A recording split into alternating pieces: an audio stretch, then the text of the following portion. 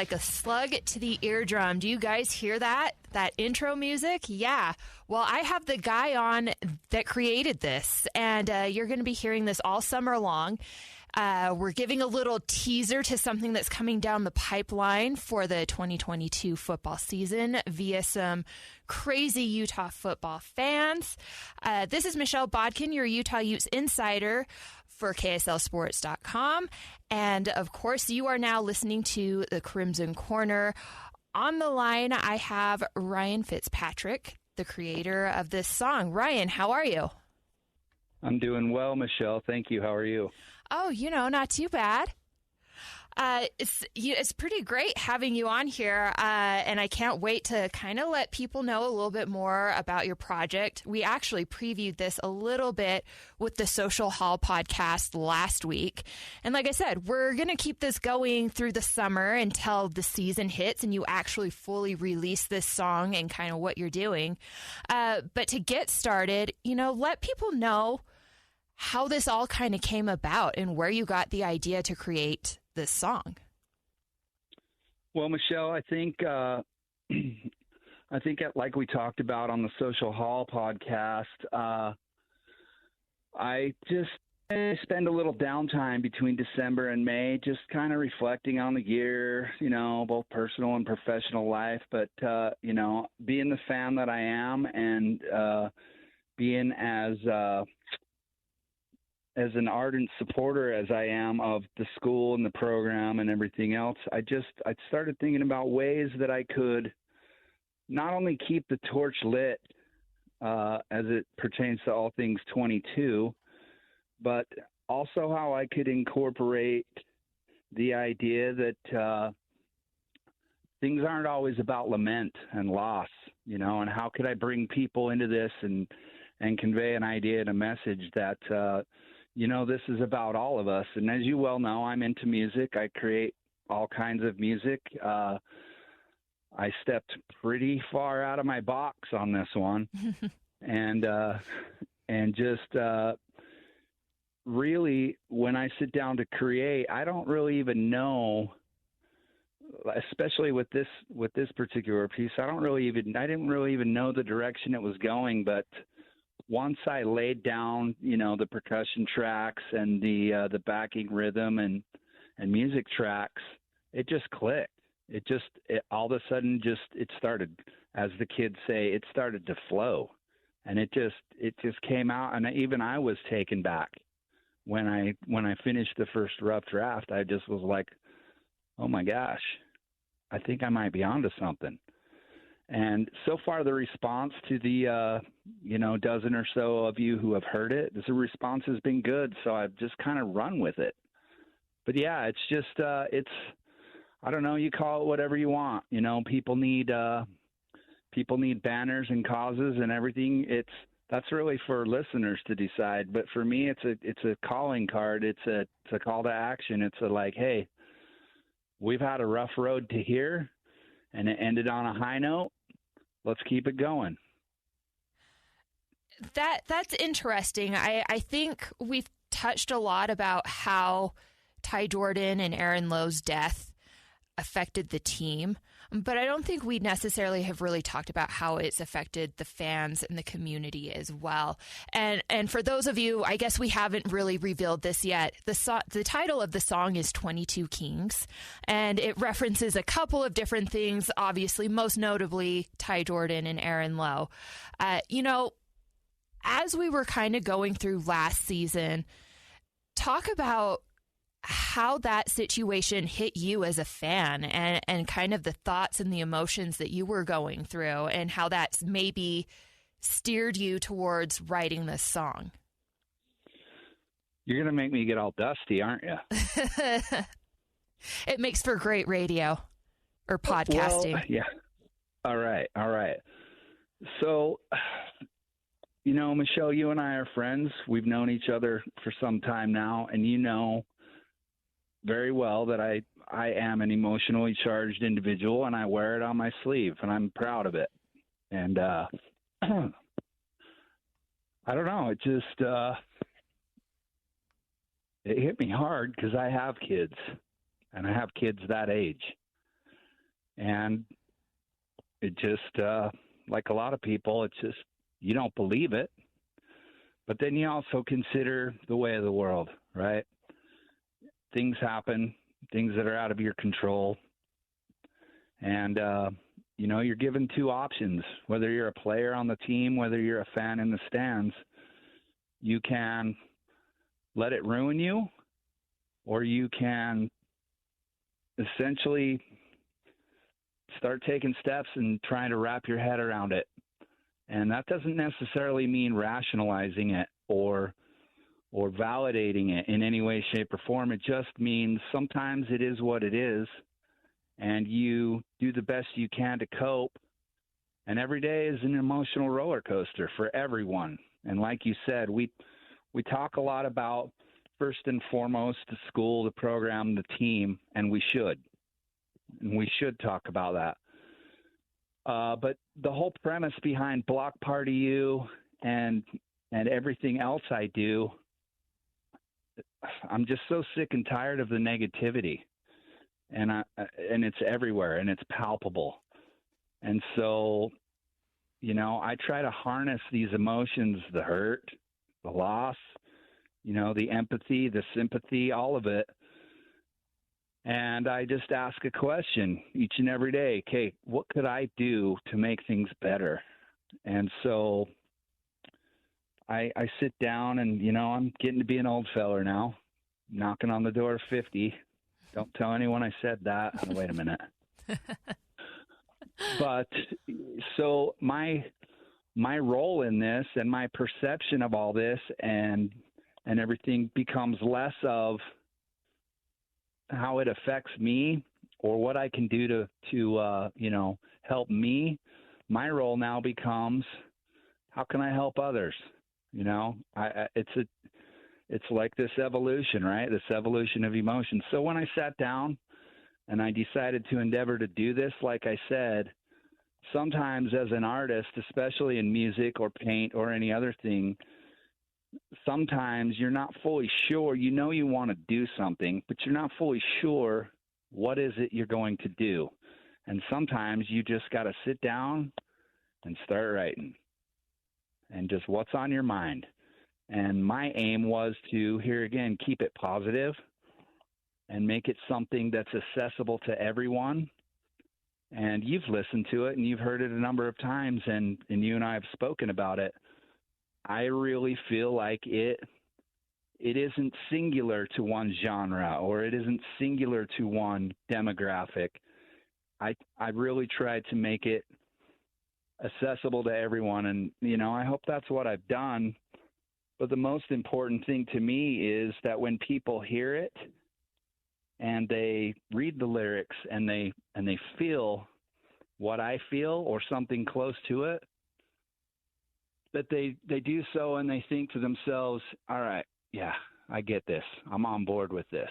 And that's what I'm hoping for, because like I've always said, as it pertains to Block Party U, it's one Saturday for 8, 9, 10 weeks a year where we all come together on the same day for the same reason and nothing else matters.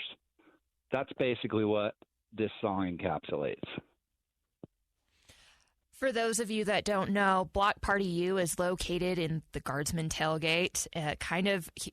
Ryan calls it the chaos corner. It's kind of true. That's where most of the old timers kind of are, the really established groups that have an identity and all that kind of stuff.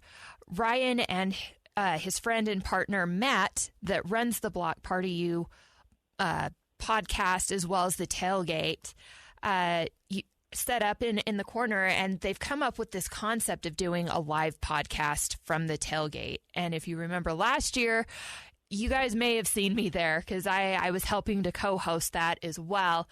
Talk about what is it you're wanting to do with this song, and how do you want it to elevate what you're doing in the Tailgate lot every Saturday? I think what I want it to do, first and foremost, like I said, is in that it is accessible to everyone, I want it to bring everybody together. I want it to be ultimately, it's not. Look, I'm not a fool. I'm not going to sit here and tell you I want to sell 1 million copies and be a rock star. Okay, those days are long since gone. I don't do this for that reason anymore. I want it to be. I don't know. It's like one of those things. It's like a, apple pie and baseball all summer. I want it to be a thing that's recognizable. But I also want it to be unique to us, right? The Utah football family, the Utah athletics program family, all of them, not just the football program, but you know what I mean? And I want to, in terms of like every Saturday for Block Party U, look, my aim is, and always has been, let's get together and let's celebrate. Man, the work week's got me down. I'm bummed out, this, that, or the other. Or maybe you're not. Maybe things are good. It doesn't matter. But let's get together on Saturday and let's just celebrate the here and now. Because I think a lot of times we all get sucked into the what was or what's ahead. And we get in such a hurry with our everyday lives, we forget, man, here and now, right? We're all given this allotment of time, and it's not even guaranteed. Make the most of it. So I think my aim is to let people know that we're trying to build this thing, and we do this live podcast because I want to capture the here and now. I want the blemishes. I want the imperfections. I want to be able to say I made Michelle Bodkin famous, right? Which we all know is not true. You maybe helped a little. You know what I mean? Well, it can't hurt, right? Sure. So I just want to be able to, I'm trying to create a space, right? Everybody talks about space, this space, that space, my space, safe space, whatever. I'm trying to create a space where everyone's welcome. I don't care who you are. I don't care what walk or talk you come from. I don't even care if you have tickets to the game, right? I just want you to come and hang out and enjoy yourself. And for, whatever duration of time you choose to hang out, I want you to remember that time as, man, that was awesome. That was just fun to just be there. I think that's what I'm trying to do. And it's difficult. It's tough because we live in that world, right, where it's 1 million miles a minute and there's a new distraction around every corner. So I don't know. I think I'm just trying to convey how much fun we have doing this, whether it's 6 people or 600 people, doesn't really matter. We make the most of what we have right here and right now, and I want people to be a part of that, and I want people to know they're welcome to be a part of that. That's the most important thing to me. You have made a lot of effort to get this thing off the ground, continually grow it. I think I've known you well since 2019, which was the first year you actually had me do the podcast. We weren't actually live at the tailgate at that time. We just recorded on our phones and you'd mash it all up together. And then obviously 2020, nobody was there because of COVID. Right. 2021, you had this concept of doing the live show. And now you're adding like a theme song to it with 22 Kings. Talk about that process and the things that you've done to make sure that this is kosher and you have backing, because you have actually been working with the University of Utah on some of this stuff and continue to grow that relationship. But you also took some time out to talk to Taka Jordan and Donna Lowe Stern, Ty's aunt and Aaron's mother, just to make sure that everything was kind of kosher and in place. Well, the last thing I want to do is allow for the perception that there's an ulterior motive. And we all know what motivates each and every one of us, and it typically begins with a catalyst known as money. And I want to be clear whenever I'm talking, with whomever I'm talking, that that's not the motivation here. And I hope that when I do, I come across as genuine. So yes, I did reach out to the school, and I have.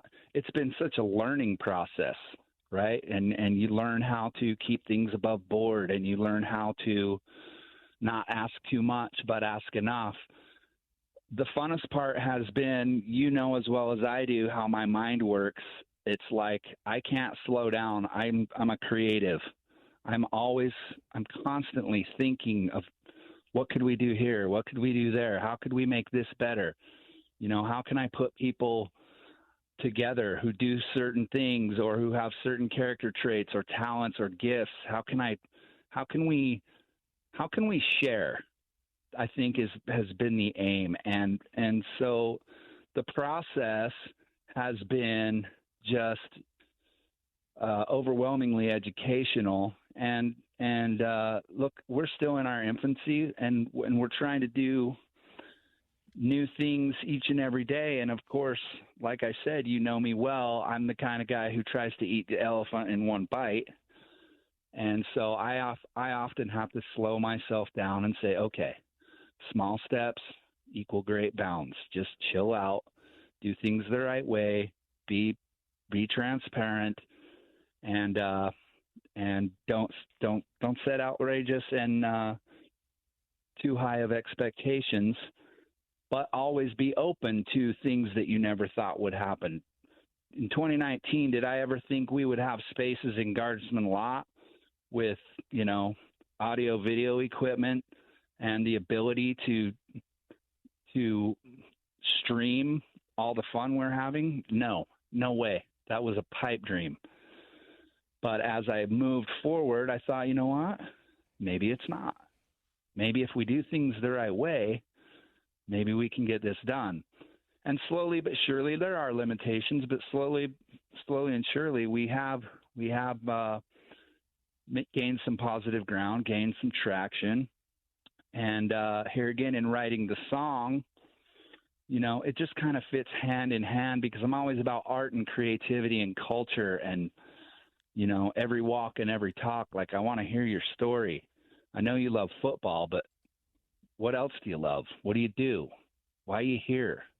Where are you from? What's just all of that stuff. And so in making the song, it kind of just fit. And of course, when it comes to the subject matter at hand, the team, the school, the program, and especially Ty and Aaron, absolutely everyone who's has any close contact with that stuff, I'm absolutely going to be in communication with them, because that's, at the end of the day, everything starts with communication. So I did reach out to Donna, and I did reach out to Taka, and they don't talk much.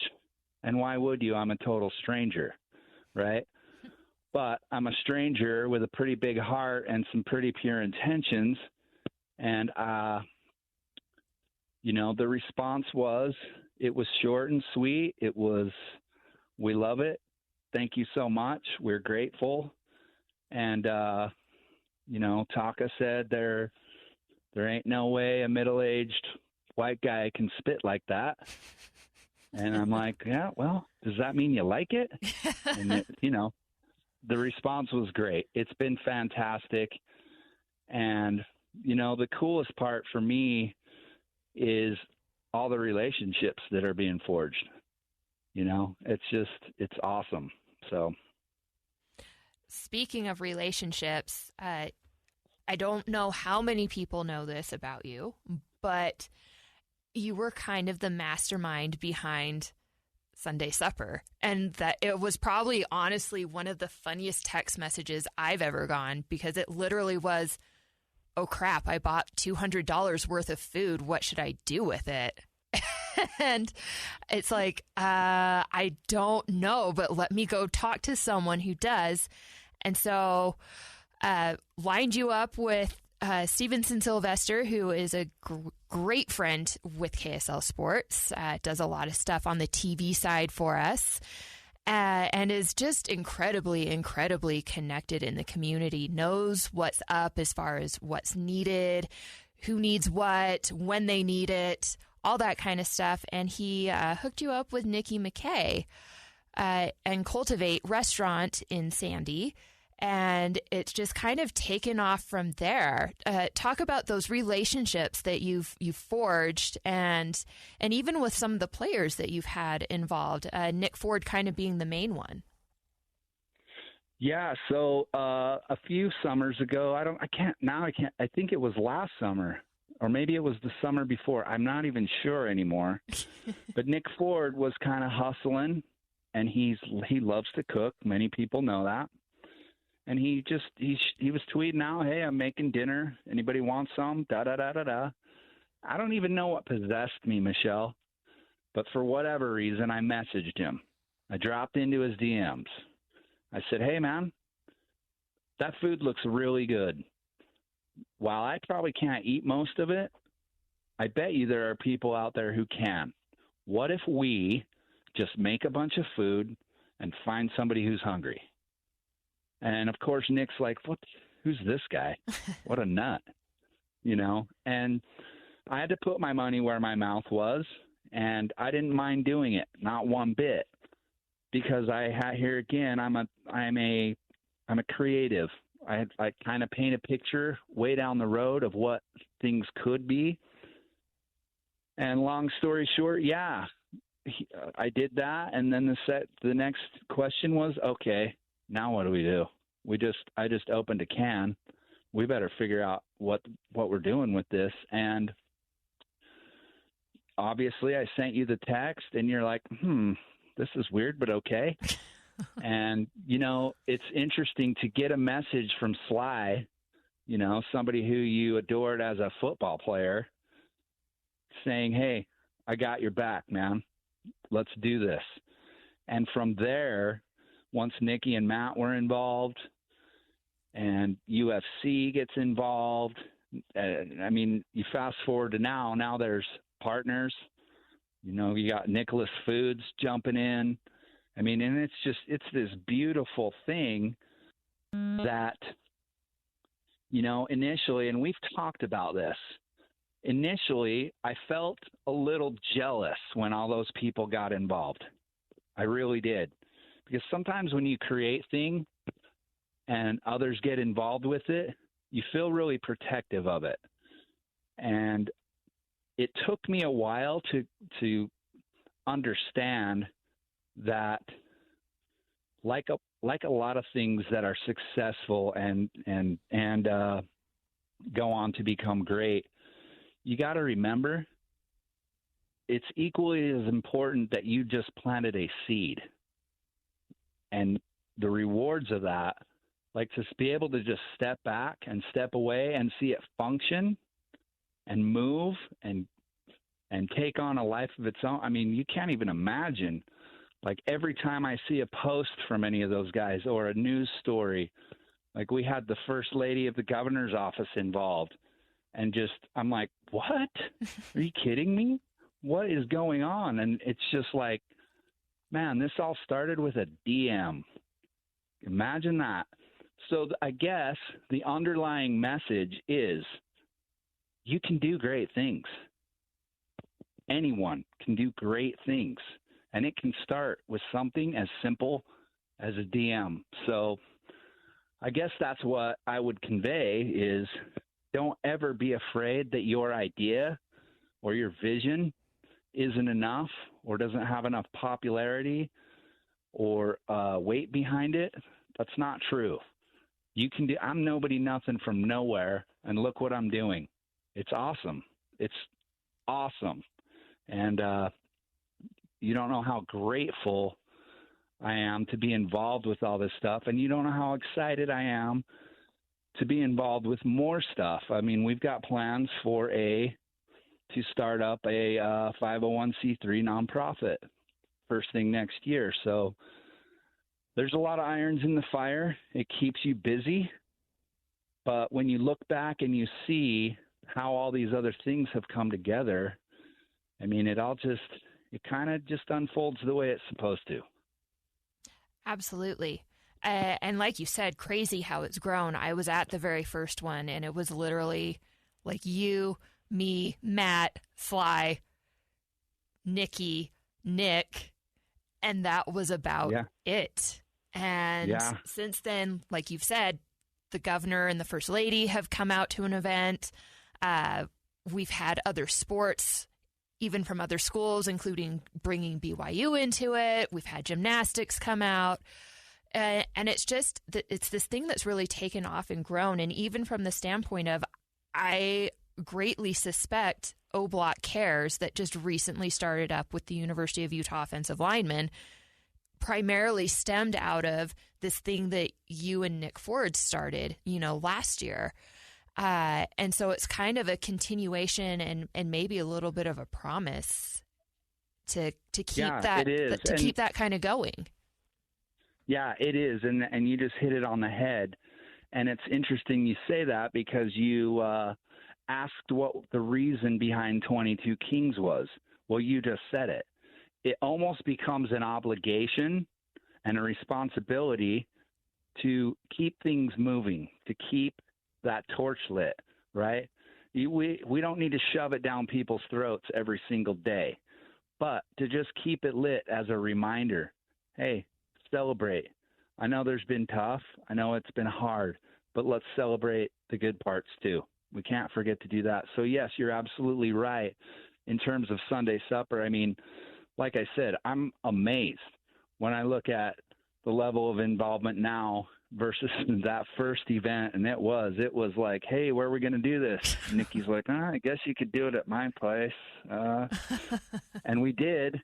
And it was a riot. When you go back and you look through some of the archives and you look at some of the videos we posted, we had a blast, right? And the funnest part was none of us really even knew what to expect. But when you watch that last video I posted when we were actually handing out the meals and the families showed up, and here we go with the dust again. There's nothing more powerful. And that's why I do it.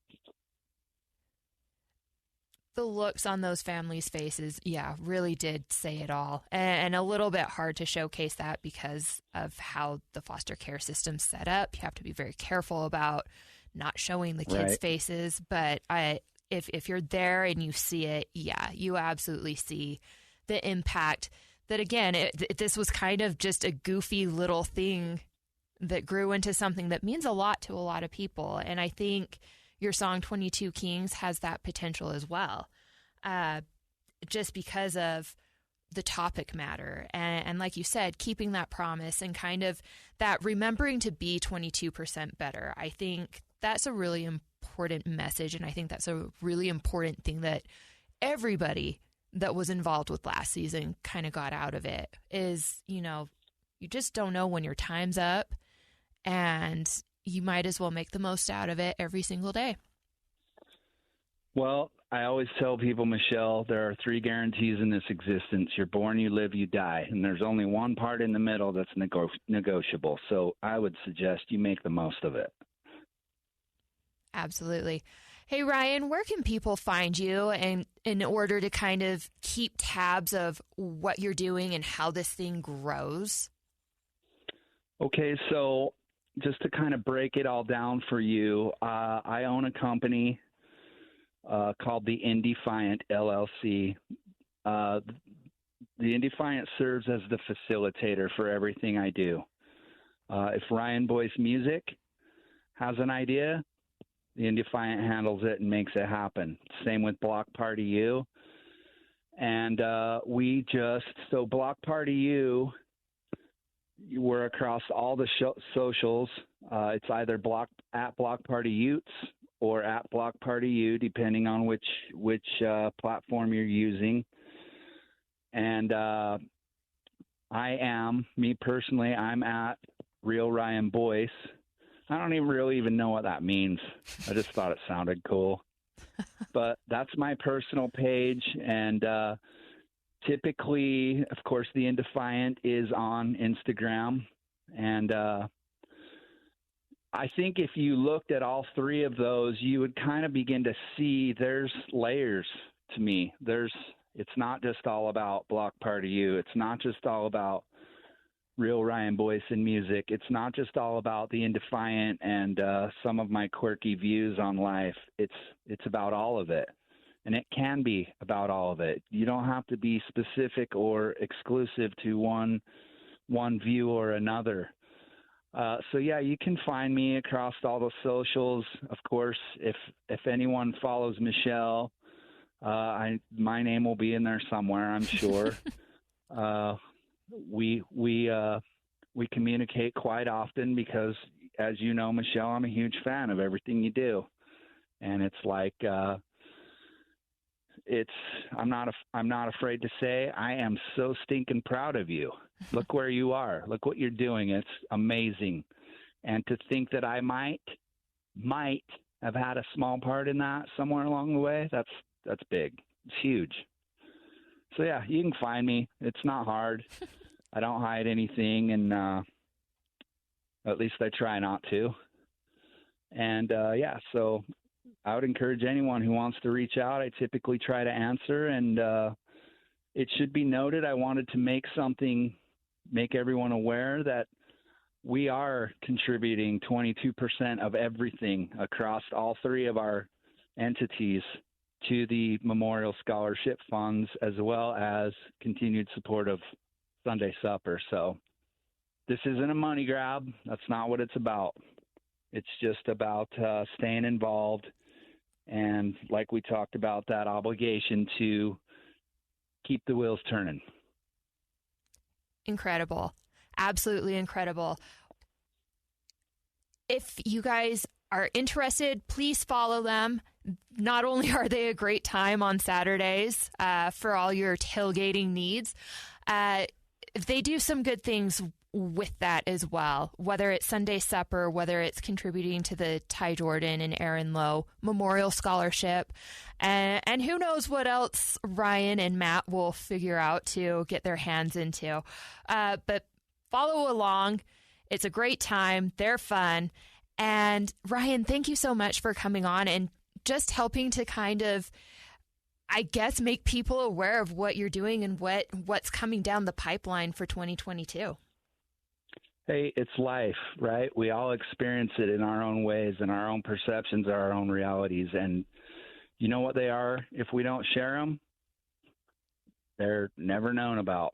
So everybody out there, share what you're doing.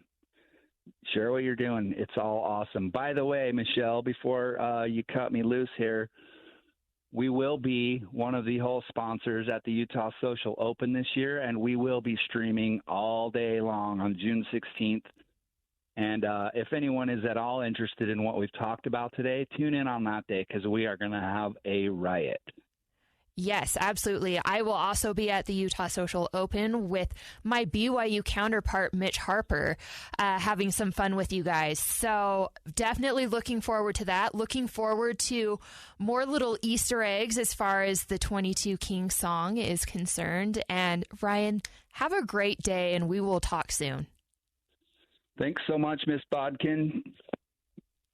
All right, that is Ryan Fitzpatrick, creator of Block Party U, 22 Kings, and of course Sunday Supper. And we, again, just really appreciate him jumping on to kind of talk about some of the things that he has going on. I think he has a really important message as far as you, the fan, can get involved. Like, it just takes some imagination and a willingness to go and ask. And that's kind of what Ryan's done. So if you have a great idea, this thing's growing. And I think the university's open to ideas and to things that make them a little unique as far as, you know, the whole Saturday football experience. So get out there, get involved. It's been a great show. Thank you guys for listening in. This is the end of this second episode of Crimson Corner. I'm Michelle Bodkin with KSL Sports, your Utah Utes insider. And until next time, go Utes.